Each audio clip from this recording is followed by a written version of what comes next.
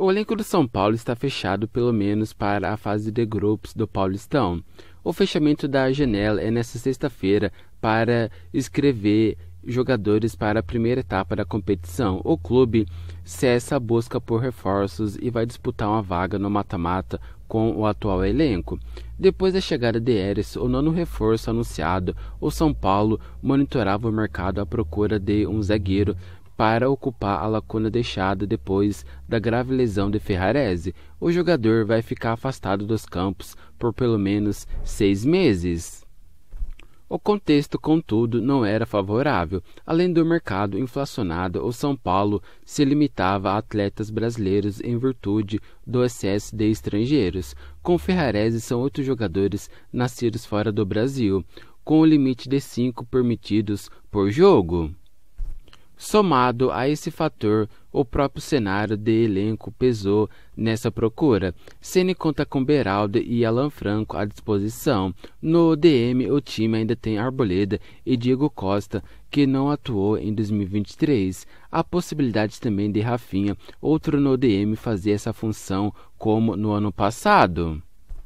O São Paulo fez uma primeira etapa de janela de movimentações agitada. Foram 9 contratações, enquanto mais de 10 jogadores que disputaram a temporada passada deixaram o clube. Entre os novos nomes que chegaram em 2023 ao São Paulo, alguns se destacaram como titulares, como o goleiro Rafael, o zagueiro Alan Franco, o volante Mendes e os atacantes Wellington Rato e David. O atacante Caleri deve voltar ao time titular do São Paulo nesse domingo, diante do Santos, no Morumbi, pela 8ª rodada do Paulistão. Ele treinou pelo 2º dia consecutivo, sem restrições, após as dores no pé direito e fica à disposição de Rogério Ceni. O jogador não atuou nos 2 últimos confrontos do São Paulo.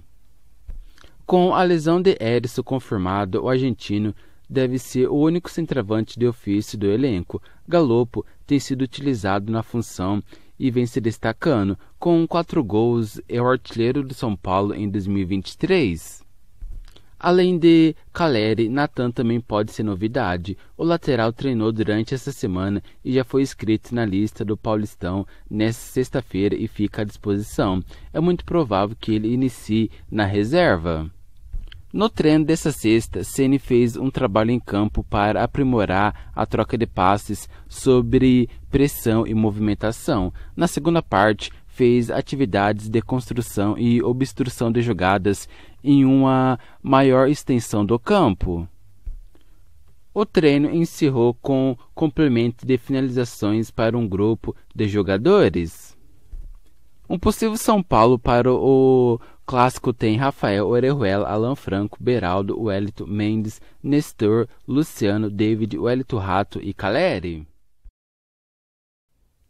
Revelado na base do São Paulo e visto como uma das grandes promessas de Cotia, Luan está com pouco espaço desde que teve uma grave lesão na coxa no ano passado. Nessa temporada, ele ainda não foi titular e entrou nos minutos finais de 4 dos 7 jogos do São Paulo. Os poucos minutos em campo pode ser um fato decisivo para o jogador no meio do ano. Isso porque Luan tem contrato com São Paulo até o dia 31 de dezembro deste ano e poderá assinar um pré-contrato com outro clube há 6 meses antes de o seu acordo com São Paulo acabar. Isso ocorreu com Igor Gomes, que nessa temporada assinou um pré-contrato com o Atlético Mineiro e foi liberado antes do fim do contrato porque o São Paulo não contaria mais com ele. Durante a temporada passada, Luan entrou em campo em apenas 13 vezes e a justificativa de Rogério Ceni era de que o jogador não estava na melhor forma física.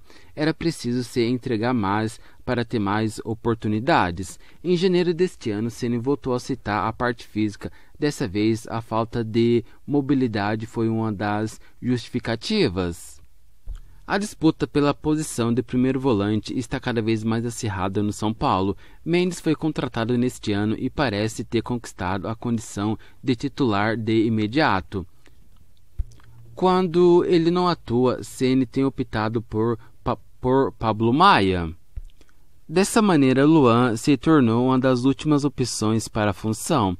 Aos 23 anos, o jogador sempre foi visto no clube como um jogador que poderia ser vendido por uma boa quantia. No fim de 2021, ele recebeu sondagens do Porto e havia uma sinalização de que em 2022 o clube português faria uma oferta, mas a grave lesão na coxa interrompeu os planos.